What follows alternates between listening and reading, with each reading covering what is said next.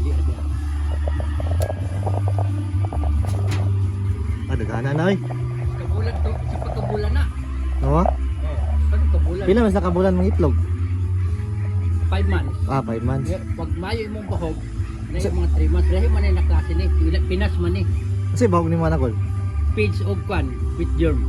Pizza baboy? Oh, sa baboy ra kayo bahog. Ang kaon siya mo sila. Oh. Pero kung kanang lubi, kinagod. Sinagod, awa pa na kasi sinasakaon na. Kaon sila.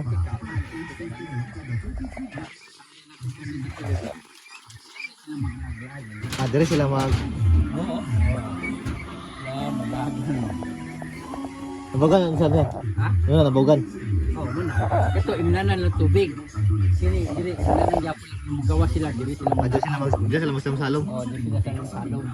Luwag mo mga space rin. Hindi ko kakong kwali. Pitikang gyapon manukan man ako ni mo kung gyapon. Diyan. Apa kayo mga manok? Ako may manok pero So, itik yun yung tawag ito. oh, itik. Kuan ako sumo way sudan. Oo. Itik akong target karon. Ako itik. Lagi? Ay. May tangkal din yun. Kuan pa na. Sa pagkabulan na. Dagko na mo? Oh, pagkabulan sa kasimana ko pika maybe sa kabulan. Ilang itlog anak, bisag asa man sila mga itlog ba? Ano dire itloganan? Dire? Oh, diyan. Dire sila mga itlog. Oh, diyan man sila mga itlog makatagtag ra mo itlog niya diyan.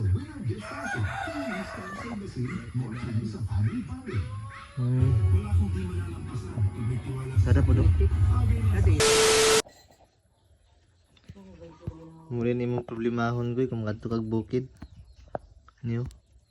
Kila pa man eh. Morsikos may tawag man eh. Okay.